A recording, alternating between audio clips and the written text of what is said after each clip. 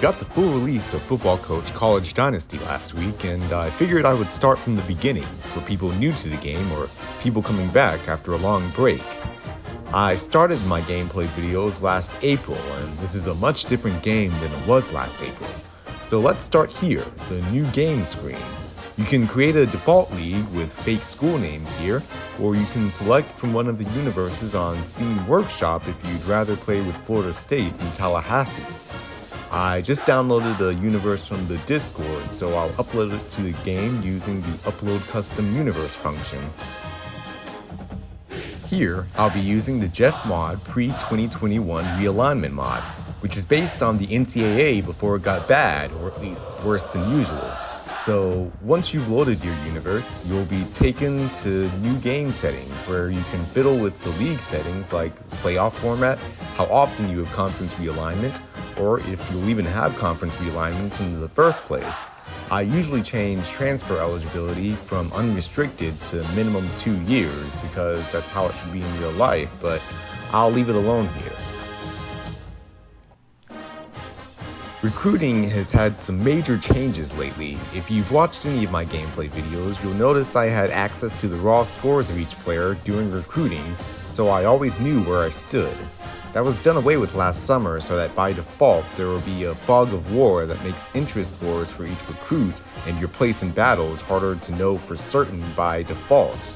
You can change it back to how it was before on the screen though by changing interest score display to show raw scores and battle points display to show true values. Superstar recruits are also a relatively new feature, as well as transfer NIL deal penalties, bonus priorities, and battle rubber banding, all of which make recruiting a lot more interesting than it was before. These are all features that were added to the game in the last couple of months too, so it would definitely be a new experience for somebody who hasn't played in a while. On the right here are out-of-conference scheduling contracts, which are also relatively new. It basically determines whether you'll pay to have cupcakes play on your home field, take payouts for playing much better teams than yours, or do home and homes with teams of the same prestige where there won't be any money involved. That's definitely something I like playing with, and these are just some of the many things you can do to customize your experience. Moving on, you can change where the game gets its pictures for teams, conferences, bowl games, and playoff games in the Images folder section, which works like universes where you can either get them from Steam Workshop or download them from the Discord. You can do the same with recruiting classes, and finally, you can determine which games have full logs saved or whether any of them get saved at all. For bigger leagues, I would not recommend doing more than certified classics, as it could slow down your league a lot. Next, you'll select your game mode, which will either be School Dynasty mode or Coach Career mode. If you only want to control one school and don't want to risk being fired, you can do School Dynasty, but I prefer Coach Career mode, and that's what I'll be using here. You can do whatever you want with your coach's name and appearance, of course, but with archetypes, you should prefer some kind of recruiter. This will give you access to badges that will boost your pitches during recruiting, which is extremely helpful early on. You need a good scheme and assistants and players who fit that scheme, but at the end of the day, talent trumps all, and to get that talent, you need to win recruiting battles consistently. Now, for offensive scheme, I like to go air raid and pass heavy. Defensive schemes I don't focus as much on, but the best options for that are generally 4-4 split and some type of man defense. If you can shut down the run, it makes everything else easier on defense, and if you expect to have a talent disadvantage in most of your games, that will be important. Next, you'll select your coaching staff, and you'll want your assistant coaches to have the same schemes as you to maximize the effectiveness of your play calling. After that, just select the school you want. I'll stick with Georgia, even though I hate Georgia, but it's time for us to get to the fun part of this, the actual game. Now, the first thing you'll be able to do in any season is change the positions of your players. I've never done this, but it's an option. Next, you'll see how your players progressed from the last season to this one. You want as much green here as possible. After that is the game plan install, where you can make changes to your offensive or defensive schemes if you want to.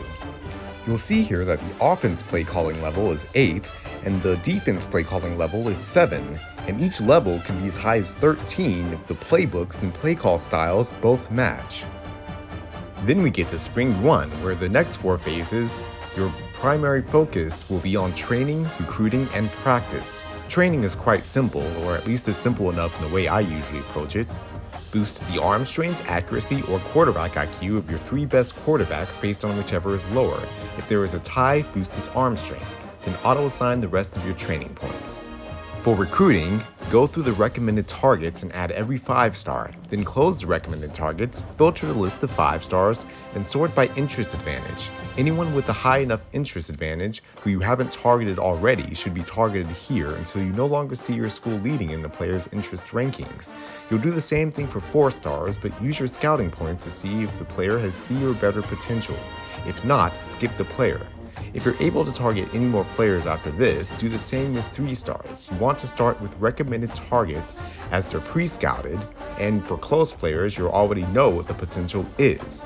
Just remember that any 4 or 3-star you target should have C or better potential, as that determines their career progression more than anything else.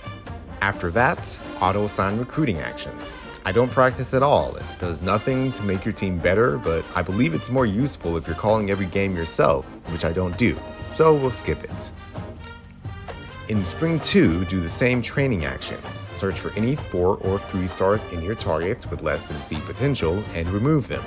Add new players based on positional needs, then auto-assign recruiting actions.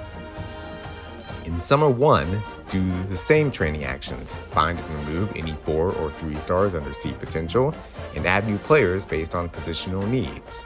Change the priority order so that it's sorted by potential.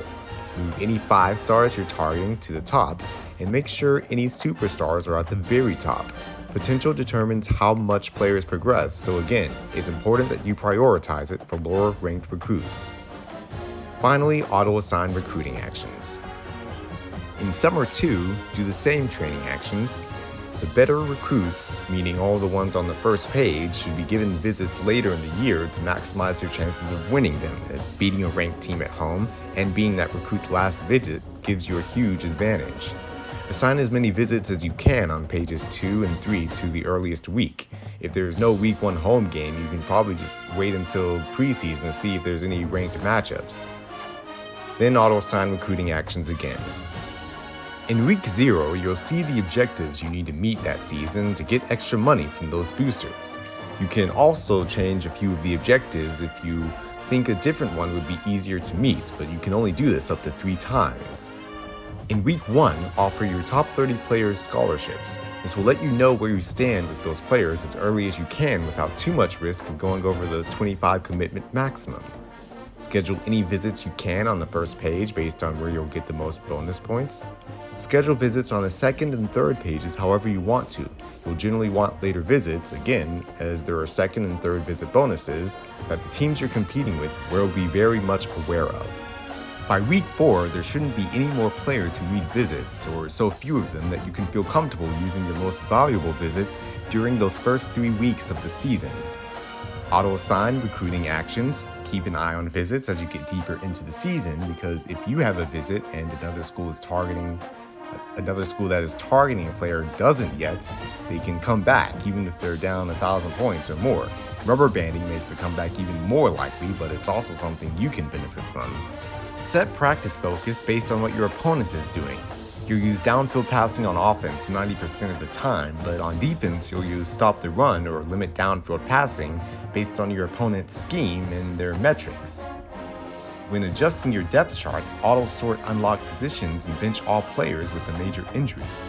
Repeat these steps every consecutive week, offering NIL as soon as you see a may commit soon in a player's row. And check the coach's office regularly if you've made any promises to players. After you've simulated the playoffs, you'll see how you did compared to your athletic director's expectations in the year summary screen. If you made any promises to players, you'll also see whether you kept them and how that affected your loyalty rating, which, if high, will give you a boost to recruiting in the future. For the coach updates, make sure to upgrade yourself as well as your assistant coaches. Check to see whether you have any skill badges to add too. My favorite ones are the recruiting badges, but be careful with these because when you give a lot of recruiting badges to someone you hired, they'll be great when they're coaching for your school, but if they ever leave for a different school, that might be an issue for you down the line. Every 5 years, you'll also be able to change your scheme here, which if you get new assistants, might be useful. You can then decide how to pay yourself and your assistants in a coach carousel screen. I always go with double locked or insured contracts depending on what's available for my assistant coaches. For yourself, just go with the coach lock unless you really think you need the extra money or you aren't planning to stick around for much longer. Coach lock gives you the most money though, either that or double lock, and if you're hunting for achievements, that's something you'll want to maximize, and hopefully you'll have earned a big raise by the time your contract is up anyway. After renegotiating contracts, you'll be able to go to another school or see if one of your assistants is going to another school. If an assistant is leaving for the same position at another school, you'll probably be able to keep them by making a counter offer, but if they're leaving for a promotion to a head coaching gig, your counter offer won't work. So don't get too attached to any of your assistants, especially if you're coaching at a high prestige school. When hiring a new assistant, make sure that you're bringing in one who has the same playbook at a very minimum. Ideally a coach who has the same playbook and play calling style, but you get a bigger boost from matching playbooks, so that should be your priority. After you find out who's leaving your coaching staff, you'll find out who's leaving your team early to enter the draft. Definitely a bittersweet pair of phases here, but at least getting players drafted will help you with recruiting down the line. If you want, you can try and convince players who won't get taken in the first 2 rounds to stay with your team, but you'll have to make a promise relating to team success or their own success, or you can just throw an IL at them. I don't engage with this too much as I won't even know how many scholarships I'll have available until the next stage, the players transferring stage.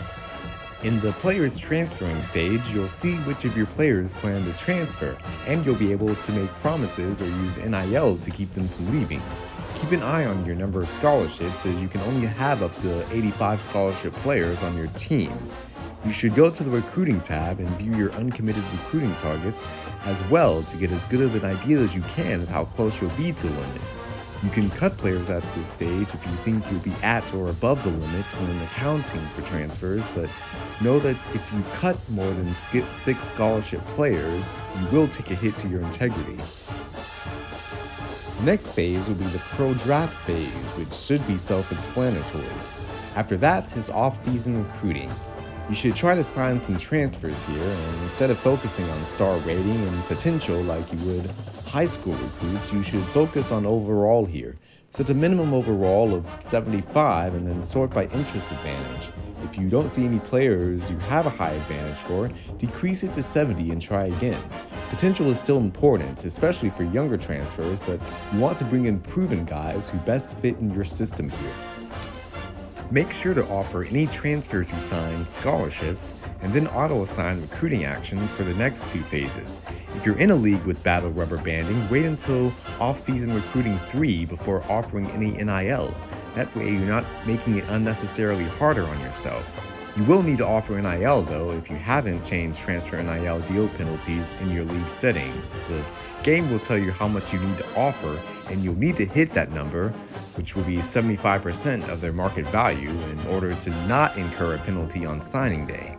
Signing day is when you can view your last batch of commitments, your entire recruiting class, and how that class finished in the rankings. Hopefully you did great.